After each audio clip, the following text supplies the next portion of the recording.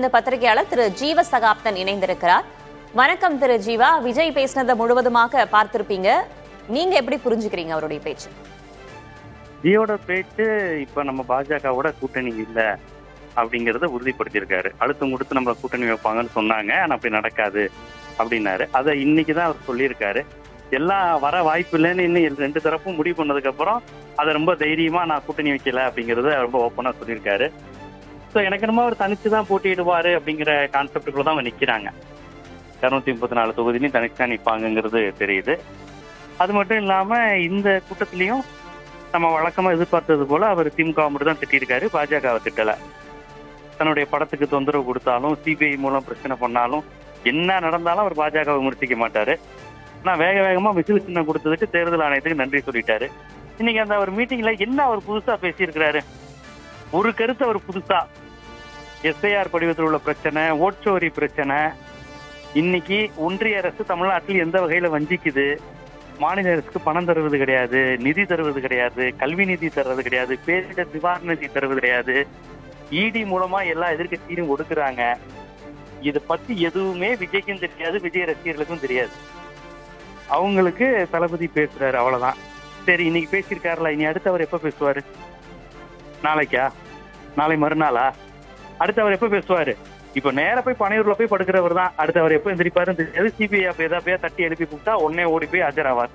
சிபிஐக்கெல்லாம் correct டயத்துக்கு போவாருங்க, லேட்டாலாம் போக மாட்டாரு. பிஜேபி கூப்பிட்டுச்சுன்னா, டெல்லி கூப்பிட்டுச்சுன்னா கரெக்ட் டயத்துக்கு போய் அண்ணா வணக்கங்கண்ணா ஆஜருங்கண்ணான்னு சொல்லிட்டு வந்துடுவாரு.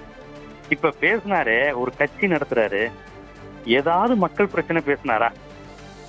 எதையாவது ஒரு மொழி சார்ந்து, இனம் சார்ந்து ஏதாவது பேசினாரா?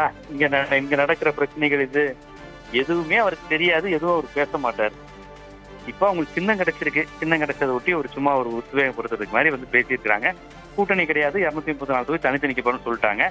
அப்புறம் காலில் ரயில் விழுந்து கெஞ்சாத குறையா, டேய் தம்பிகளா கொஞ்சம் டீசெண்டா நடந்துக்கோங்க, நாகரிகமா நடந்துக்கோங்கப்பா, நீங்க போனாலே இந்த ஏரியால பொதுமக்கள் படிச்சவன் பயப்படுறான், அப்படி நடந்துக்காம கொஞ்சமாவது டீசெண்டா நடந்துக்கோங்கன்னு காலு கையில விழாத குறையா செங்கோட்டையனும் சரி இவரும் சரி கெஞ்சி இருக்கிறாங்க அந்த பசங்க கிட்ட.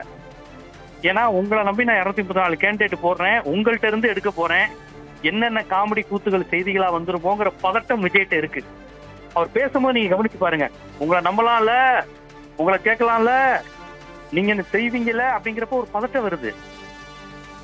புரியுதுங்களா? ஏன்னா எந்த கட்சி தலைவரும் தான் கேண்டிடேட்டுக்கு வந்து தலைவருக்கு மேல நம்பிக்கையா இருப்பாங்க. கேண்டிடேட் டிஎம்கே எல்லாம் தலைவா கண்டிப்பா செஞ்சிடலாம் தலைவா, 2 தொகுதி 3 தொகுதி கூட நான் சேர்த்து செய்வேன் தலைவா. இதுதான் கட்சிகள் வேட்பாளர்களுக்கு தன்னம்பிக்கை. இங்க விஜய் பயப்படுறாரு.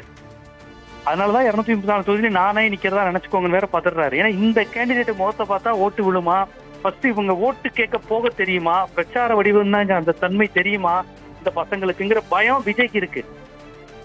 தேர்தல் பேட்டனுக்குள்ள அவங்க வருவாங்களான்னு, ஏதாவது கூட்டணி கட்சிகள் அந்த மாதிரி இருந்தா அவங்க வழி நடத்துவாங்கன்னு கொஞ்சம் எதிர்பார்த்திருப்பாங்க.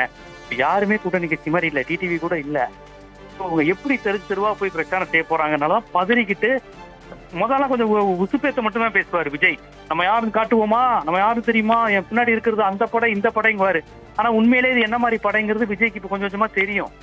இவங்களை நம்பி எப்படி பொது வெளியில பெண்கள்கிட்ட குடும்பத்தினர்கிட்ட போய் இவங்க எப்படி ஓட்டு கேட்பாங்க, இவன் டான்ஸ் ஆடாம போய் ஓட்டு கேட்பானா போன்ற அந்த பயம் வந்து விஜய்க்கு இருக்கு. அந்த பொறுப்பு, அந்த பயம், பதட்டம் வந்திருக்கு. ஏன்னா 234 தொகுதியிலையும் விஜய் கட்சி போய் நிக்க போகுதுங்கிறப்ப கேண்டிடேட்டுக்கு ஆள் வேணும், தரமானவர்களா வேணும், பணம் இருக்கிறவங்க கிடைச்சிருவாங்க. விஜய் கட்சிக்காண்டி இப்ப திமுக வாய்ப்பு இழந்த பல பேர் அங்க போய் பணத்தை கொட்டுவாங்க, இப்படியா வர முயற்சி பண்ணுவாங்க.